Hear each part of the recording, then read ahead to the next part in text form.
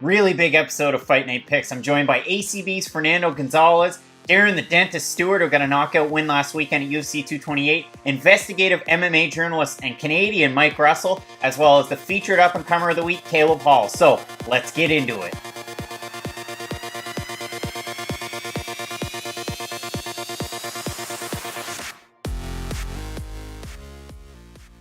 Alright, and welcome to another episode of Fight Night Picks. I'm your host, Craig Allen. You can find me on Twitter at CraigAllenFNP, as well Instagram, same handle. And today is one of the biggest days of Fight Night Picks history. I have two separate episodes coming out. We've got one audio-only Bellator 205 preview show where I'm joined by main event and featherweight contender AJ McKee. We're also joined by 8-0 middleweight Rafael Lovato Jr. and one of the biggest stars in Bellator in Patricky Pitbull Freire. So look forward to that one on iTunes and Stitcher, but as well, let me know in the comments. If you listen to podcasts on a different podcatcher, I'd like to know which one you listen to. So I'm going to try and have the episode on CastBox as well before the end of the day, so make sure you look out for that content as well.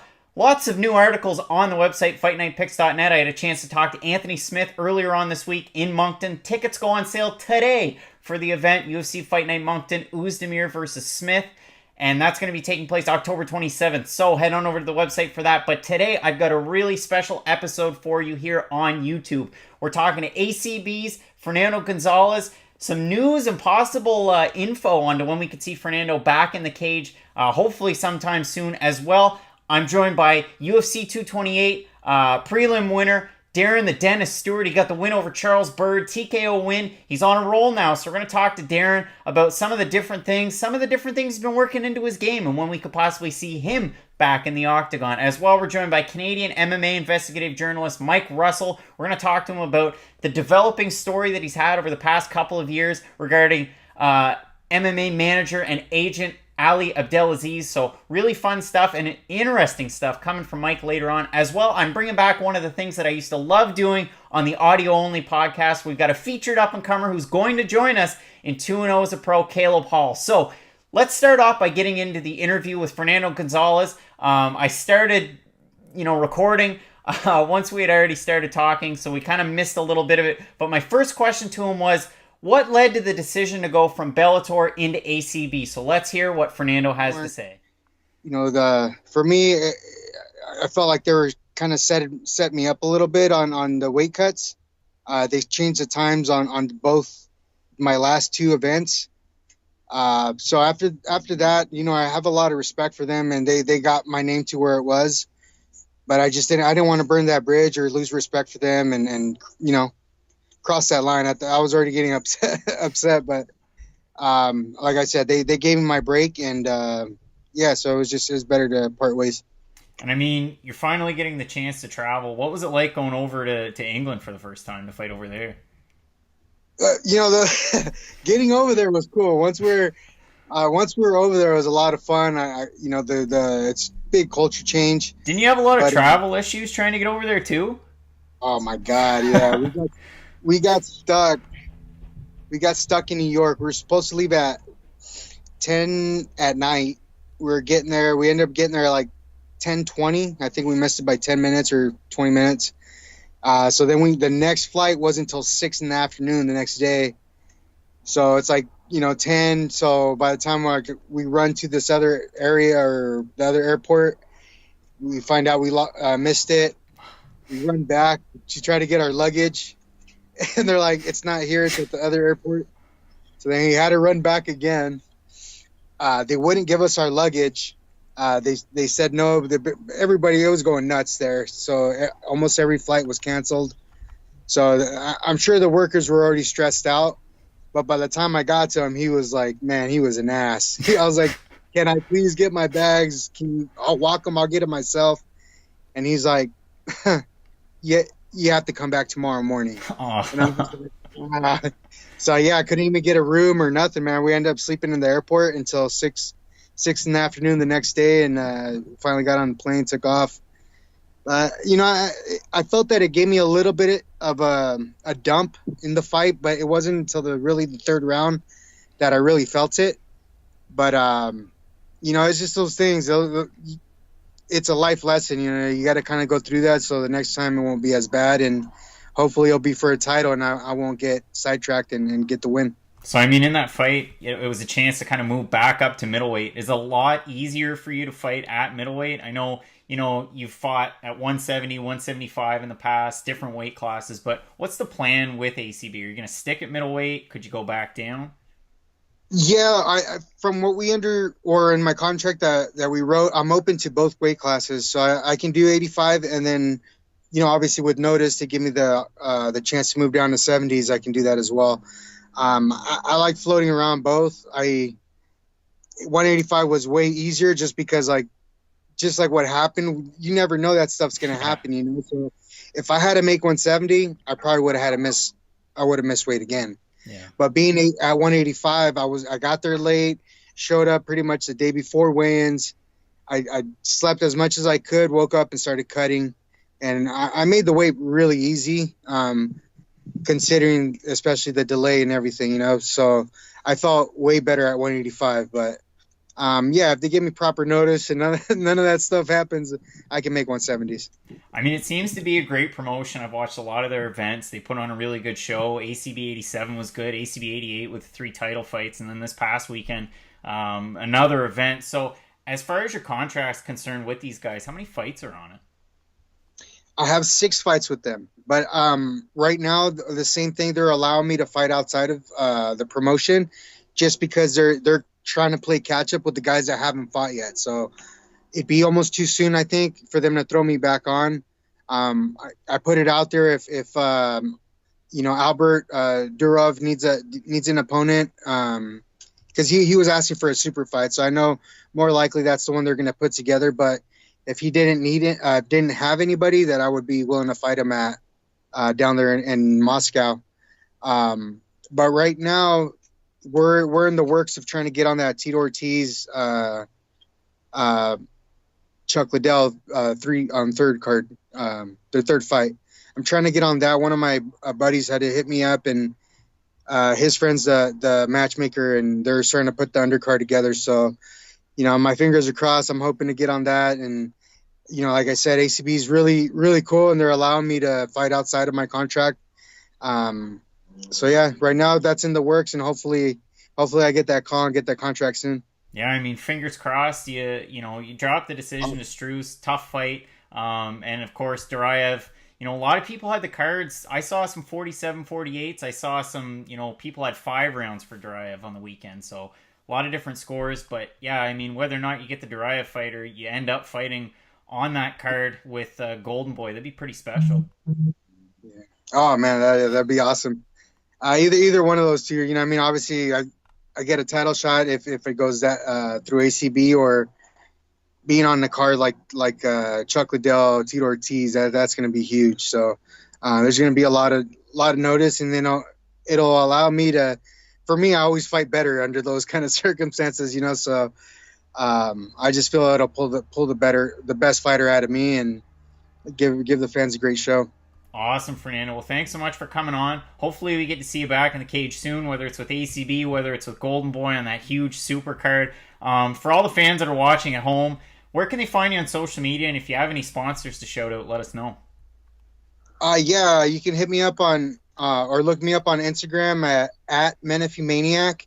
Same with my Twitter, and on Facebook, Fernando the Menifumaniac Gonzalez. I'm sure you've all seen the poster that dropped, the old Chuck Tito 3 poster. It was kind of an awkward looking one, but how great would it be to have a veteran middleweight like Fernando Gonzalez fighting on that card? It'd be something special. So we'll have to have Fernando back on before his next fight, whether it's in ACB or if it's in Golden Boy MMA. It's really exciting stuff, and I'm really glad that Fernando joined us. So let's transition into the interview that I had with Darren Stewart. He got the win at UFC 228 over Charles Byrd, a guy who was really on a roll. And now Darren, 2 fights in a row with 2 knockouts. So exciting stuff from him, and let's hear what Darren has. So what was it like going into Dallas last weekend and finishing the hometown guy?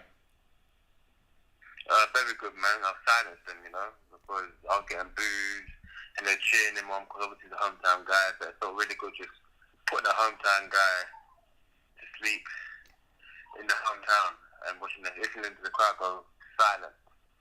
I mean, yeah, he wasn't an easy opponent to take on. He was on a 4-fight finish streak. You had really great takedown defense in the fight. I believe you stuffed every single attempt, worked in the clinch really well. I know you were trying to look for those elbows, but the takedown defense, was that something that you focused on a lot in training camp?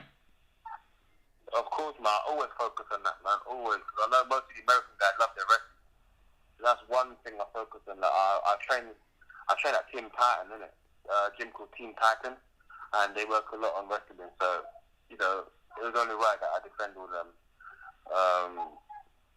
Yeah, that's it really. So, I mean, you're on a roll right now. You've had 2 second-round finishes in a row. Has it been difficult at all for you dropping down from light heavyweight, moving into middleweight at all? repeat that again, sorry?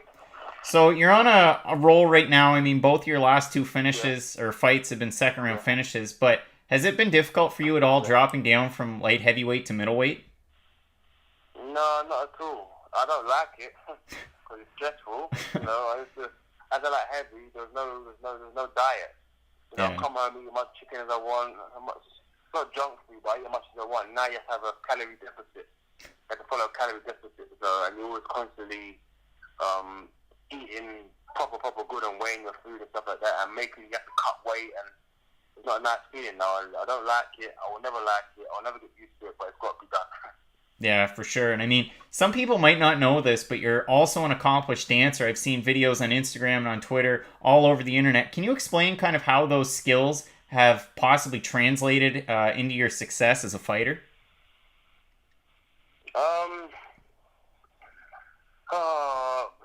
It plays a part, you know what I mean? It plays a part, but I've been dancing young. I've been dancing before martial arts. You know what I mean? I've always been dancing, a bit of break dance here and there.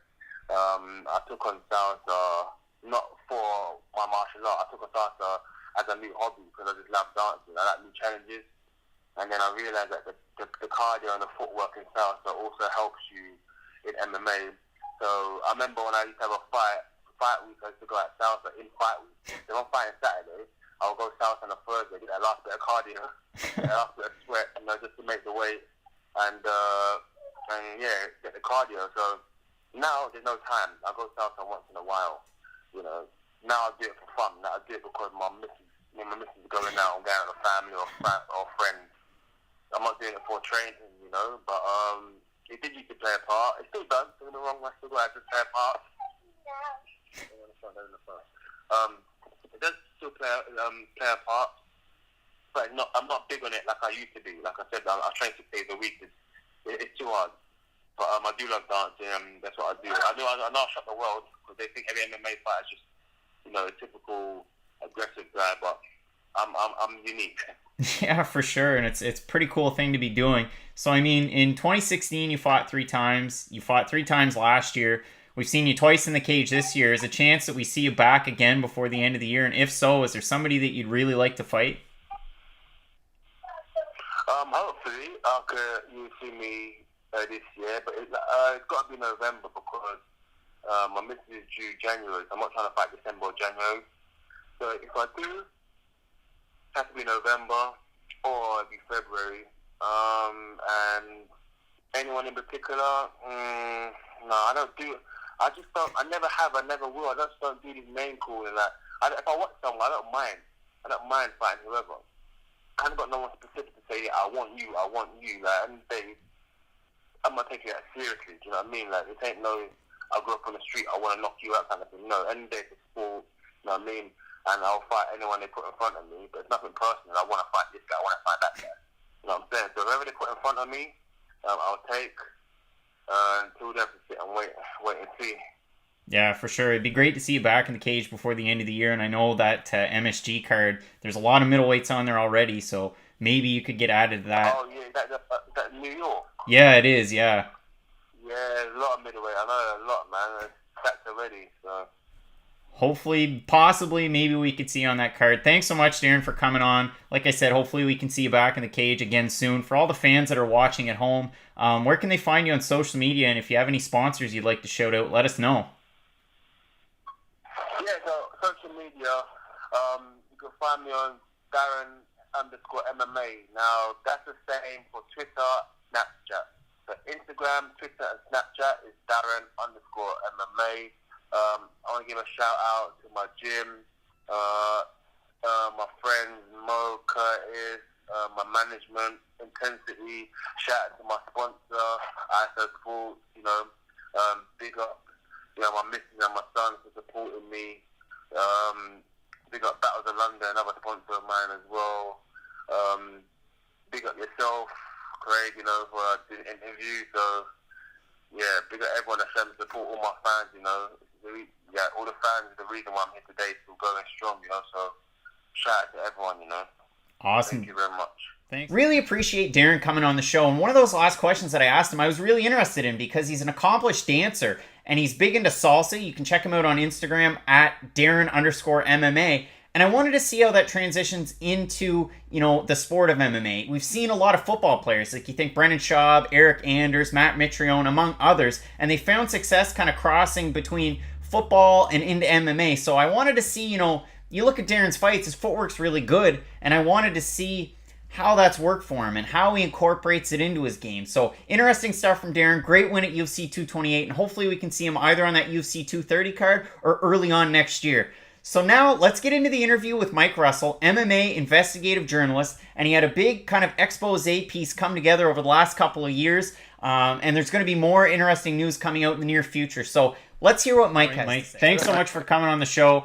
Great to have a fellow Canadian on. It's not often that I get to have a Canadian content producer. So can you explain kind of how you transition from mainstream journalism into more investigative pieces in the MMA world? Sure. I'll try to give you the abridged version because we could talk all day. So 2006 was when I started kind of in this sport. I was a fan and I'd answered an ad. I was actually in my first year of public relations. I'd gone back to school at 30 and I answered an ad, and the ad was for to do some marketing for a UK-based magazine. And they had no budget. So within like a few weeks, they started asking, hey, you're pretty good with writing emails and pitching to different department stores to try to get the magazine in. Would you be okay with writing us some interview questions? And the people that were running the magazine really had no clue about boxing. They had no clue about MMA. They just kind of wanted to be involved in the sport. So it was kind of where I got my first taste of conflicts of interest as well, because the editor was also running a management business. And he was using the magazine kind of to attract clients. So there was one point where, he didn't pay me at all the whole, probably 3 or 4 months that I worked for him. And there was times where the magazine would come out and the questions were written by me, but somebody else took credit for the story. So it was like, it was an eye opener. And I figured that was kind of my in and out. I was going to be in and out of MMA reporting, I guess, as you'd call it. I didn't consider myself a writer. But I interviewed actually the owner of the Fight Network, which was just starting up at the time in about 2006.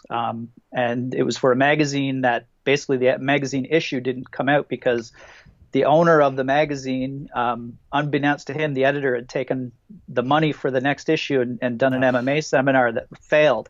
And he ended up, paying for all this advertising, paying for a bunch of tickets. And there were some big name stars on the event that were basically left stranded in the UK. So I was like, well, there goes my career. I'm never going to work at MMA again because of my affiliation with them. But I lucked out because Loretta Hunt was actually looking for a Canadian news correspondent for the Fight Network at the time. So Mike Garrow put me in touch with Loretta.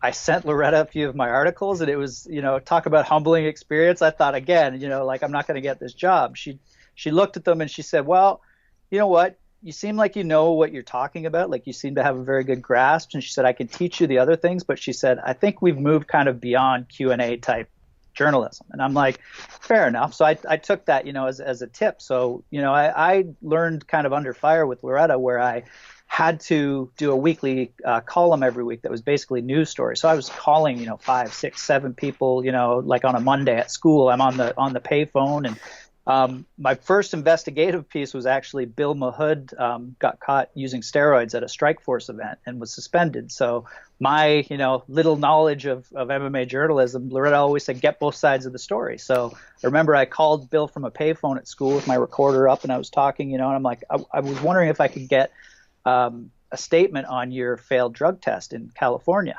And he hadn't been made aware of it yet. They haven't told him. So I'm like, he's like, what are you talking about? And I had to explain it to him, and I'm like, even though I was 30, I wasn't really, versed in what to do in a situation like that. So I'm like, I'm sorry to be the one to break it to you, but this is, I just like your side of the story. So I'm like, well, I'm one and done again. He's never going to call me. I burned that bridge. And it surprised me because he did. He called me back later that day and gave me an exclusive. So I kind of got a taste for, I guess, ethical, getting both sides of the story and kind of, going from there. So my career basically kind of took weird twists and turns where I was working, more kind of part-time, working for magazines, working for contributed like Fox Sports Online, Yahoo Sports Online, Fight Magazine, Fight Authority Magazine, Fight World Magazine, Fight, I guess Fighters Only I mentioned. But I landed at Cage Potato. And at Cage Potato, we were kind of like, they called us like the Mad Magazine or the Cracked Magazine of MMA, because it was like a guy's website where they put up like bikini girls and all that kind of stuff, like ring girls and stuff. So I right from the beginning when they hired me to replace Ben Folks, I was like, I don't want to do that. That's not kind of my trajectory and what I want to do in the sport. I kind of want to be more taken seriously. So it gave me like free reign to be able to do a lot of investigative work and kind of teach myself. So a lot of the stuff that I was learning, either, I picked up from Loretta. I had she gave me the Canadian Association of Journalists ethics guidelines. And that was kind of my Bible. I've actually got it up on my board here that I check through it quite often. It gives you just kind of a baseline, because a lot of people don't realize that journalists don't really have like a Hippocratic oath. And people kind of look at us and say, well, you're a journalist, so like basically we trust you and we trust that what you're telling us is what we need to know. So journalism is supposed to be the checks and balances of those in power and kind of how they affect everything kind of below them. But not a lot of people, I think, in our space kind of look at it that way. We're more, like you explained earlier, we're more looked at as content creators. So for me, I had a real eye-opening experience. And I think because Cage Potato, I had such free reign because I was a senior editor, I kind of got to write whatever I wanted to without checking with anybody. So I would write what was important. I found out that there was a promotion in Australia that had stiffed all of these ex-UFC and Pride fighters from their purses. So I did an expose on that. I got both sides, and that was kind of where I really kind of started, I guess, honing my craft. Lost the job at Cage Potato due to cutbacks, and I kind of just started freelancing here and there and kind of fell back on my PR diploma. And I have a family, so I have 5 kids, and that was Cage Potato paid me actually more than all of my unionized jobs that I had in technology before I'd gone back to school. But because of 9/11, I lost a couple of those, one of those jobs specifically because it was in the aircraft industry. So I thought, what, PR is something I could always fall back on. And then I thought, well, journalism, as soon as I started kind of climbing the ranks and getting noticed and having people call me, like I don't know if I've ever really applied for any jobs that I got in this sport. It was more so just word of mouth, or editors would reach out to me. So I'd been away for about a year, all in around 2014, and I wanted to come back, and there was an opening at Yahoo Sports. So I get into Yahoo Sports, and it was a rude awakening of what I could and couldn't do. First, I had full access to write whatever I wanted, and then they kind of took that away from me. And I was like, well, that's weird, because everything I've written has been newsworthy. Well, then I had to pitch. And then, at $25 an article, which was the lowest I'd ever been paid, I'm pitching articles all day. And I just been laid off from a job. So I'm trying to treat this like legitimate job again. And there would be a week I would pitch and not get a single bite. And then it started becoming clear, without giving me a list of who to write about. It's like Conor McGregor, 100%. Floyd Mayweather, yes. George St. Pierre, yes. So what they're doing is they're using either their past knowledge of what sells, or they're using the same kind of needle mover list that the UFC decide on who to make a star. And it goes a lot of things. There's working on a story right now kind of about data collection and how all of our websites that we go to every day to get our MMA news are making money. It's gotten to the point where newsworthiness has now kind of been blurred, and the lines have been blurred between what is click-worthy. So yeah, exactly. So I mean, and one of the big things that you did when you went, more of a freelance investigative kind of angle, I guess, is that you started writing content about Ali Abdelaziz, and it just sort of began a ripple effect. Now, how did you get involved in that kind of topic? How did you really start to get into that? Sure. So actually, my website I launched as a result of Yahoo rejected a story that I'd pitched. I actually pitched them a story. They accepted it. It was about Cody McKenzie. And when I handed it in, it was like radio silence. It's like, well, the fight's tomorrow. I'm not hearing back. Finally, they came back and said, to be frank, two things. One, it's too long, which is like, you're paying me the same no matter how long the story is. Number two was they said it wouldn't resonate with the readership because it was kind of, it painted almost like Chuck Mindenhall's story about Jason Thacker. It kind of painted a more sensitive picture of some of the things that Cody had gone through. How I started digging in was this fight that he had in Edmonton. He was kind of unlawfully suspended. And that's where my website, my very first story that I did was about his illegal suspension. I presented the audio of the executive director of that commission in Edmonton admitting that he'd illegally suspended him by drawing a bunch of like coaches, local coaches together to vote on his suspension.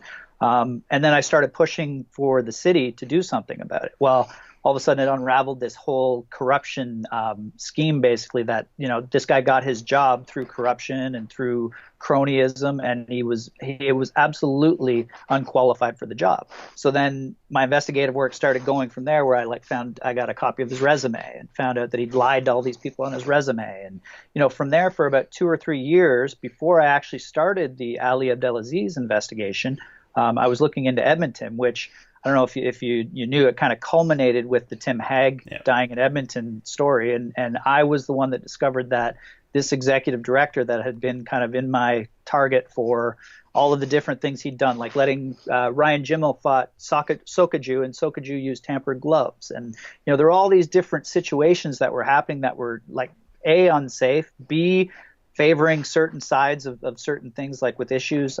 He was treating kind of outside fighters as though they were the enemy and kind of, you know, giving them a real hard time when it came in, like letting, like, you know, their opponents, like cornermen, in their dressing room having physical confrontations with them and without any problem. So with Ali Abdelaziz, when I had taken my slight pause, I guess, from journalism, I was still contributing some magazines and stuff, but I wasn't doing full time, so I had to lean on my PR degree.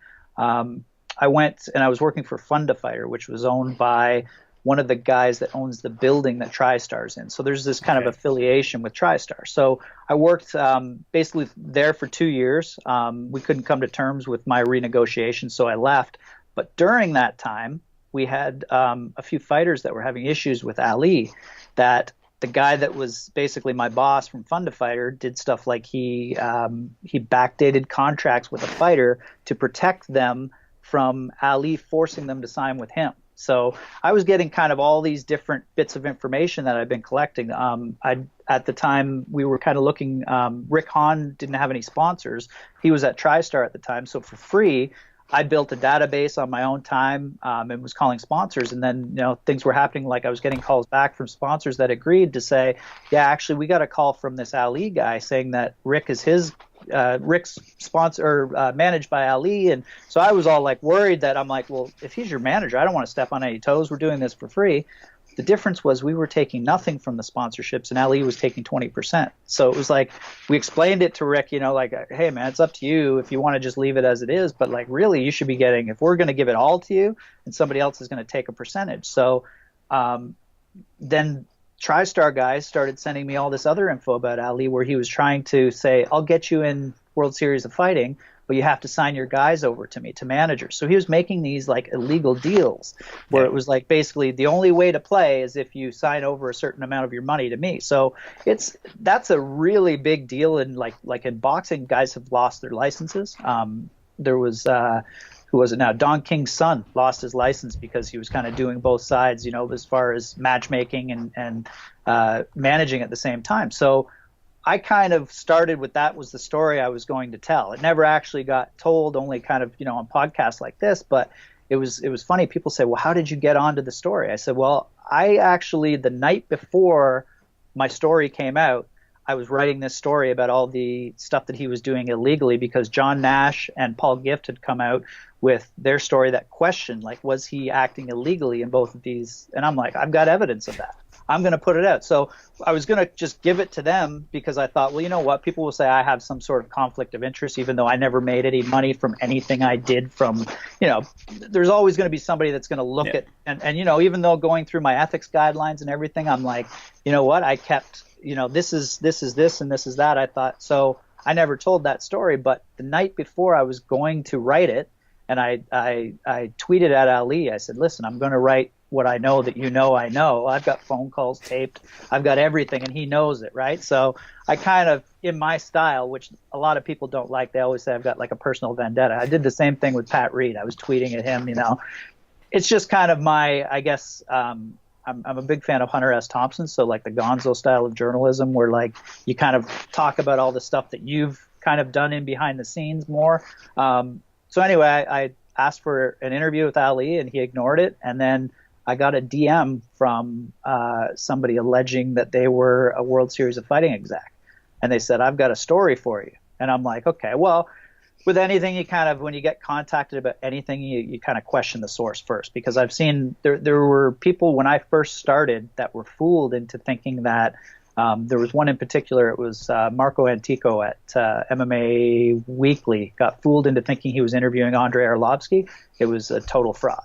So I'm like, when I get this, I kind of look at it, but it's a good starting point. So they kind of gave me some keywords, not necessarily keywords, but as I'm pretty good at investigative work. I start plugging them in and looking, and I came upon this book that Ali had actually collaborated with the author on. And it was, I've got the real story now of how that came about and how the author actually secretly recorded him, because I ended up working for a guy that worked with the author doing research on Ali's cult that he was in. But, I guess we're getting ahead here. So I find all this info in this book, and I'm like, great. And then I told a guy in the MMA community about it because he had been having problems with Ali. And I was like saying, well, it seems like there's more to this story than meets the eye.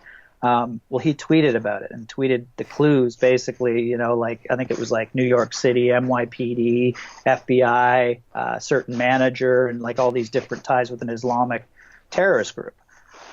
Well, there's only a certain amount of probably people in MMA who are, Muslim to begin with.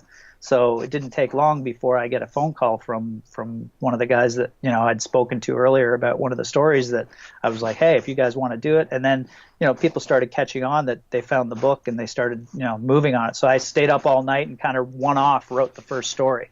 I wasn't super happy with it because I didn't have a lot of time to investigate it. And I got, bashed and criticized by peers that, it was so vague. You didn't have the evidence. So I took the last 3 years basically since the first story came out to find, all of the evidence. And since then I've talked to FBI agents, NYPD agents, CIA agents, Homeland Security agents, ex-wives and girlfriends, green card brides that I've dug up, and people within this group that I've made contacts with that speak about Ali. So I'm pretty confident now that I kind of have the big picture of everything that went on. And people ask why I took my other stories down. They're like, oh, it must have been fake and everything else. If I'm not 100% confident with what I've put out, I probably will put a statement out about why I've done that other than with you. But I wasn't 100% confident with all of the facts that I'd presented because a lot of them that were based on the book, which were based on his words, didn't line up with evidence I was given by people when I did fact checking. And as I told you earlier, I made a connection with one of his NYPD handlers, and he gave me some advice. He said, the one thing I will tell you if you ever get to interview him, and I told him I had interviewed him before, and there'd been some similar situations where he'd lied to me. He said, fact check everything that he says, because we found out through, working with him for about 7 or 8 years that a lot of the things that we did fact check ended up being either partial truths or total mistruths. And he said he'll do anything he can to make himself look good, and he'll do anything that he can to get himself out of trouble. So, everything that when he's been asked about my work since then, mostly by Ariel, because he's the only one that's asked him, he's just dismissed and called me, like names and, like deflected with like, derogatory, like gay slurs towards me and everything else, but he's never really answered it. He kind of answers it with another question, which is, it's a sign of a con man, right? When you never answer what you're asked and you kind of change it and deflect. So, he's asked about, when can you talk about your past? When can you talk about these allegations that you were a member of a terrorist organization, whether it be he was with the group before, which I do have evidence he was with them before he was arrested, whether or not, he's got a kid in the group as well. But, like, it's not up to us to decide why, where, when, whatever. We'll let the facts lay where they are. But he always just answers with if I was a bad guy, would I have, Henzo Gracie? Would I have? Starts naming other people, and that's another sign. It's that he is using the reputations of others to kind of elevate his own reputation. And it's when you look at the timeline of his time with the NYPD, before the NYPD, when he was lying about being an Olympian so he could do certain things around Colorado, everything goes back to the fact that he was not who he said he was, and everything was either someone else's fault or it was based on people he knew kind of vouched for him. So yeah, there were real Olympians that kind of allowed him to get into the Olympic Training Center because he was friends with them and they kind of vouched for him. And he's very good at one line that is one of his ex-NYPD handlers, and I've been in contact with all of them, but we can't talk about it because he actually called the NYPD to have one of his handlers, who I did name, arrested. And this specific handler actually told me, I can't talk to you about all of this stuff, but I will. He gave me that line about him being a liar. Well, he called to try to have him arrested for talking to me. Not, lying and saying that none of it's true, but behind the scenes, he's actually trying to make moves to, this specific detective. I think Ali actually hurt his career by outing his real identity. There were questions whether or not there were threats towards this man's elderly mother, who Ali was calling. And, there was a lot of stuff that went on that, a lot of damage, I think, that was done by some of the moves that he made and some of the lies that he told. But it's crazy. Exactly. Like, moving forward, we've seen him, he's always at events. You talk about World Series of Fighting a lot. He was involved with the company. I've seen him at PFL events where they show him on TV. I mean, I'm sure he has no affiliation with the actual company. He doesn't have a role there, but he's still a big fighter manager. So, I mean, moving forward, late 2018, early 2019, I'm sure you're going to continue with the investigative work. Where can people find, your work, and where can they find, if you're going to keep moving on with this narrative, where can we find more info? Sure. My website's just about ready to go back up. I took it down because there were some updates I wanted to do to it, and obviously the stories that I didn't feel were 100% accurate, I've taken down for the time being. I'm going to retell them in a multi-part podcast. It's going to be probably 6 to 10 episodes. We haven't quite set it yet. I've got a really good professional producer. The writing's almost done. It's just a matter of me getting the last few sources that I've spoken to and want to speak to again, just to clarify some information. But it'll probably be up before the Khabib fight, we're thinking. Like maybe the week or two before. Wow. We'll have at least an episode or two up. And then it'll just be a weekly thing. But it'll be kind of based on like Patreon as well, too. So we're going to put out some of the stuff for free. People with Patreon, if they want to pay a little bit extra to have access to the actual documents that I have. And I think I showed on Twitter, I've got a binder now of police and court documents. It's about 2 inches thick with mug shots and everything. So, some of his fighters have actually questioned whether this is all real. Vinny Magalesh actually made a comment on Twitter that if I could prove that any of his crimes that I'm accusing him of were legitimate with certified documents, he'd actually leave Ali. He deleted the tweet since, but I've got all the documents now that I will be releasing. But, I think that kind of makes it a little bit harder for people to dismiss the story. So realfightstories.com should be up shortly. Right now, if you click on it, you can kind of see the preview for the project I'm working on right now. Twitter is probably the one that I'm most active on. So Mike Russell MMA on Twitter, same thing on Instagram as well. So yeah, all of those channels. Usually Twitter, you'll find kind of get the first word on what's next and what's coming out and everything else because I'm most active there. great having a fellow Canadian on in Mike Russell, and make sure you check him out at Mike Russell MMA, as well as realfightstories.com once things become more available. That Ali Abdelaziz story, there's so many moving pieces with it, and I'm sure we're going to see more things coming out in the near future from Mike. So, now we're going to get into something that I used to get really excited about on the audio-only podcast, my featured up-and-comer. And what I used to do is I go through Tapology, I do a deep dive on the Fight Center, and I'd pick and choose fighters on those cards that were finding success. Now, it could have been later on in their career. It could have been, maybe they're undefeated. They're something like 10-0, and nobody's really heard of them before. So I'm really glad to be joined by somebody who competed at NEF 35, where I was last weekend, in Caleb Hall. And he's gone 2-0 as a pro, 7-3 as an amateur. He's found a lot of success as a professional because his first 2 fights he's won by submission. And the very first one, he was actually credited with a Von Flue choke. So we're going to hear from Caleb, kind of how his skill sets have transitioned and worked so well from, coming up through high school and now into an MMA career. And what's possibly next for him, because NEF 36 is taking place November 17th from Aura in Portland, Maine, which is where Caleb's from. So possibly we could see him on that card. But let's hear Caleb. Thanks so much for coming on. You got the win over CJ Ewer last weekend at NEF 35. What was it like kind of preparing for a guy like Ewer? I mean, he had fought at middleweight in the past. Yeah. I just knew he was a tough guy, good wrestling. I had a really good training camp. I felt good going in. I was, coming down from 185, I figured it's going to be a tough weight cut for him. It's got to be a tough weight cut. And he's older. He's, I think he's around 38, 39. Yeah.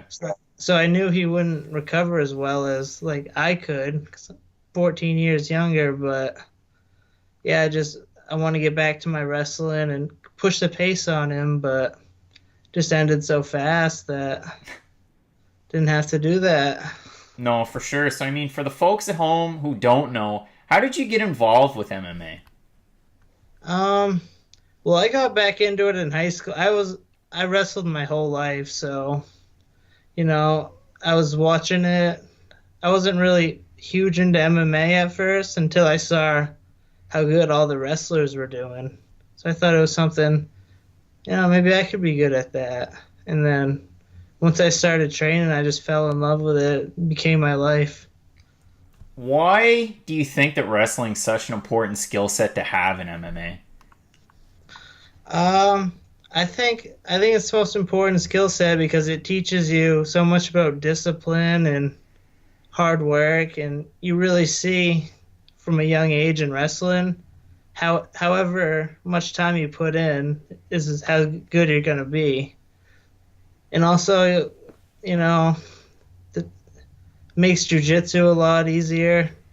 I mean, your first 2 pro fights, both submission wins. You got the win on the weekend. You went 7-3 as an amateur with fights against guys, like I mentioned, like Josh Harvey, Aaron Lacey. I mean, when do you think we're going to be able to see you back in the cage, and who would you like to go up against?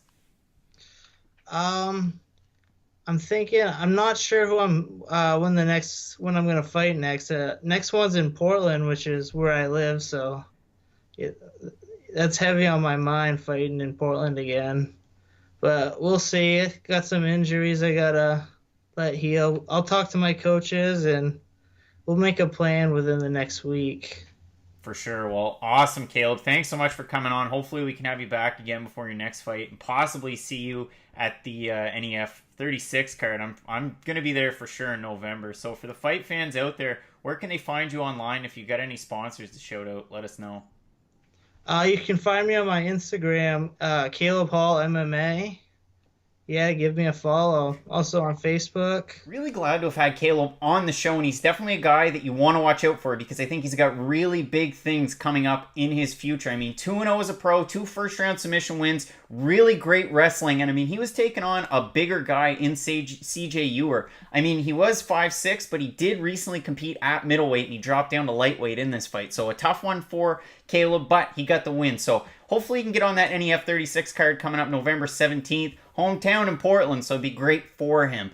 Like I said, later on today, I've got the Bellator 205 preview show coming up on iTunes and Stitcher. I've got AJ McKee, Rafael Lovato Jr., and the one and only Patricky Pitbull, Freire. So that one's coming up on iTunes and Stitcher. Now, like I said, let me know in the comments below. I'll get it on whatever podcatchers that you guys are listening to. So let me know where you like to listen to the podcast, and I'll try my best to get it on there. I know CastBox is one of the ones that I'm looking at, and I'm going to try my best before the end of the day to have it on there. So that just about does it for this episode of Fight Night Picks. Like I said, you can find me on Twitter at CraigAllenFNP. Same handle on Instagram. I'm new with the pictures. I'm trying my very best, but I'm having a lot of fun doing it. As well, head on over to FightNightPicks.net. I had a conversation with Anthony Smith earlier on this week. Got to ask him some neat, interesting questions, and also if he's going to keep that Return of the Mac walk-in song. And I pulled him aside afterwards and asked him that, and he said, yeah, for sure, and told me the story. So a lot of fun and a great week for Fight Night Picks. So make sure you check out the content, and thanks so much for tuning into this video. We'll see you again tomorrow with a YouTube live show previewing UFC Moscow.